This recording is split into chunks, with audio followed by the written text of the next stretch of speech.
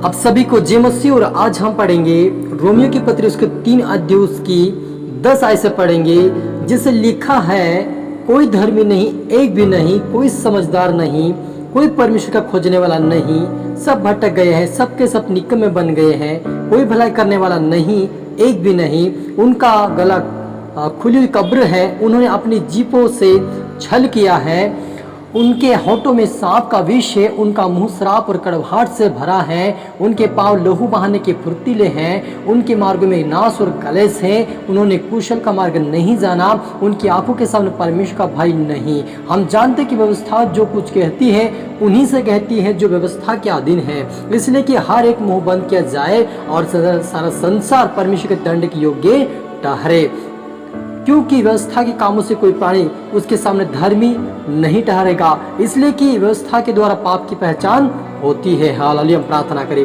धन्यवाद पिता परमेश्वर खुदा मेरे शिराजा, आज की वचन आज के कलाम से मेरे पिता हम हर एक से बातचीत कर अपनी बुद्धि अपना ज्ञान दे मेरे परमेश्वर पिता। आपके वचन में कोई धर्मी नहीं, एक भी परमेश्वर खोजने वाला नहीं मेरे पिता, लेकिन मैं प्रार्थना करता हूँ प्रभु तेरे दास होने के नाते हर एक जितने देखने वाले सुनने वाले आज के वचन आशीषित होने पाए और आज से तेरी खोजी बने, आज से प्रार्थना करने वाले वचन पढ़ने वाले आज्ञाकारिता में चलने वाले बने यीशु मसीह के नाम से उनके मुंह से आज से पवित्र वाणी पवित्र वचन निकले ऐसा होने दे मेरे पिता। हर एक आत्मिक शब्द मेरे पिता अपने आप प्रार्थना मेरे मुख से होकर बोले मेरे पिता। ये प्रार्थना दुआ यीशु तेरे मीठे मधुर नाम से मांगते हैं, आमीन। तो मेरे अजीजों, यहाँ पर पौलुस प्रेरित कहते हैं कि कोई धर्मी नहीं, एक भी नहीं है, कोई समझदार नहीं, कोई परमेश्वर खोजने वाला नहीं है, क्योंकि सबके सब भटक गए, परमेश्वर से दूर हो गए और कोई भलाई करने वाला एक भी नहीं है। और जो भलाई नहीं करते वे खुली कब्र के समान है, उन्होंने अपनी जीभ से छल किया है। हालांकि मेरे अजीजों, यदि आप परमेश्वर के वचन को जानते हैं, आप परमेश्वर को जानते हैं, फिर भी आप उसकी खोज नहीं कर रहे, फिर भी आप उससे प्रार्थना नहीं कर रहे, फिर भी उसके आज्ञाकारिता में आप नहीं चल रहे हैं, तो आप खुली कब्र के समान है और अपने जीभ से परमेश्वर के विरुद्ध में पाप किया है। इसलिए परमेश्वर कहता है कि उनका मुंह बंद किया जाएगा और संसार दंड की योग्य ठहरेगा। यदि आप पश्चाताप करेंगे, अंगीकार करेंगे, तब परमेश्वर आपको आशीष की ओर ठहराएगा। वो लिखा है कि उनके पांव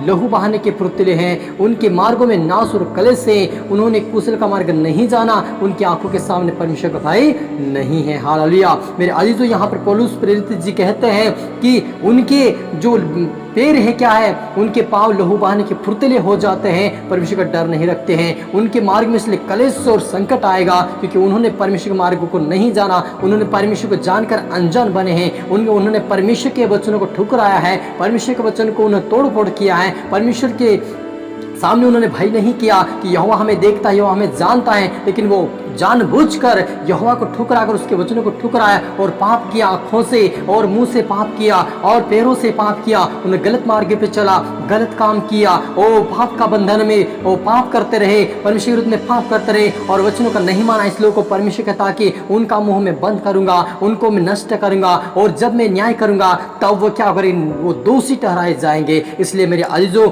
यदि आपके जीवन में कोई पाप हो गया हो, कोई गुनाह हो गया हो, कोई गलती से कोई किसी के प्रति आपको झूठ बोल दिया हो या किसी को अपने झूठा आरोप लगा दिया हो, तो आज से आप अंगीकार करें, प्रार्थना करें, परमेश्वर का खोजी बने, प्रार्थना करके वचन पढ़े, क्योंकि परमेश्वर ऐसे लोगों को जो पश्चाताप करता है, अंगीकार करता है, उन लोगों को परमेश्वर धर्मी ठहराएगा और वो स्वर्गीय राज्य में भी उनको अच्छे स्थान पे स्वर्गीय राज्य प्रवेश करने का अधिकार देगा। इसलिए आप और मुझे दोषी नहीं लेकिन निर्दोष ठहरना है, क्योंकि परमेश्वर जैसा कहे, जैसा प्रभु कहे वैसा हमें उसकी योग्य चाल चलना है, उसकी खोज करना है, प्रार्थना करना है, वचन पढ़ना है, आज्ञाकारिता में चलना, उपवास करना है, जितना हो सके परमेश्वर के खोज में लगना है, क्योंकि आपने कोई भी खोजने वाला नहीं है। जो खोजने वाला का मतलब यह है कि परमेश्वर को जानकर अनजान बन गए लोग, उसकी प्रार्थना करके भी वो प्रार्थना करना छोड़ दिया है, वचन सुनकर भी उन्होंने अनसुना कर दिया और प्रार्थना में आना भी बंद कर दिया। इसलिए प्रभु पौलुस प्रेरित कहते हैं कि इन लोगों ने जानकर अनजान बने हैं, इन्होंने जानबूझकर पाप किया, इन्होंने भटक गए, सबके निकम्मे हो गए हैं। इसलिए वो क्या करेंगे, न्याय के दिन वो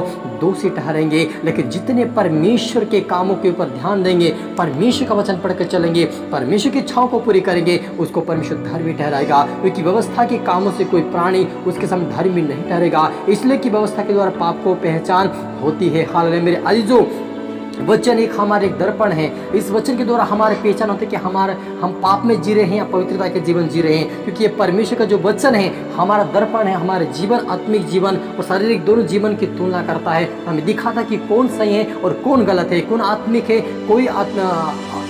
कोई अधर्मी है या कौन धर्मी है। ये परमेश्वर इस वचनों के द्वारा हमें जांच लेता है और वचन से हमें पता चलता है कि हम कितने योग्य हैं और कितने अयोग्य हैं। इसलिए यहाँ पर मुझे परमेश्वर के वचनों के ऊपर ध्यान देना है, उसके वचनों को पढ़ना है, उस आज्ञाकारिता में चलना कि न्याय के दिन हम दोषी न ठहरे लेकिन निर्दोष ठहरकर परमेश्वर के राज्य में प्रवेश करें। हालेलुया। हम प्रार्थना करें। धन्यवाद पिता परमेश्वर, सचमुच मेरे खुदा मेरे ईश्वर राजा, जितने देखने वाले सुनने वाले आज से तेरी खोजी बने, आज से प्रार्थना करने वाले, आज से वचन पढ़ने वाले बने, इनकी आत्मीय आंखें खोल जाए, अपनी बुद्धि खोल जाए, आत्मिक ज्ञान खोल जाए, आत्मिक समझ खोल जाए। आज से प्रभु तेरे पवित्र रास्ते पर चलने पाए, आज से तेरी खोज करने वाले बने पिता, आज से तेरा आत्मा चाहे पिता, इनको सिखाए समझाए मेरे पिता, क्योंकि आपने कहा मेरे ईश्वर राजा मैं तुम्हारे सहायक को भेजता हूँ, वो सहायक तुम्हारी सहायता मदद करेगा। आपका आत्मा चाहे पिता आज हर एक से बात करें इस वचन और प्रार्थना के द्वारा, कह रहे कि तुमने 100 गुना फल आए पिता। आज से इनका जीवन, इनका हृदय बदले मेरे पिता, आज से तेरी खोजी, आज से तेरी प्रार्थना करने वाले बने, तेरे राज्य की आवाज मेरे संबंध मेरे पिता, हर एक तरह सौंपते मेरे पिता। प्रार्थना सुना, आशीष किया, धन्यवाद मेरे खुदा मेरे ईश्वर राजा।